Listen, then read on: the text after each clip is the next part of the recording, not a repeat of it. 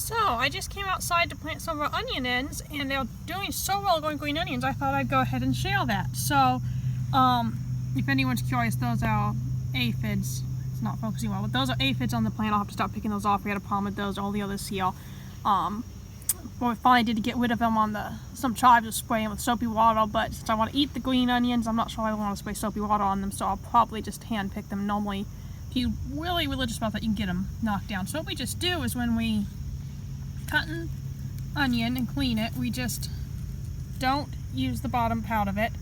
I actually found it's best, like if you leave it like a few days to a week in the refrigerator, it'll start sprouting just a little bit of roots. And then we put it in some water, like we do it in the garage, so that it doesn't smell up the house with, onion scent. And it'll wait till the roots grow out some more. And then we just, as you can see, plant them. They're growing some really nice green onions. So instead of wasting that little bit, it's a little free way to get a little green onions, and we like green onions in this house. So just a little tip.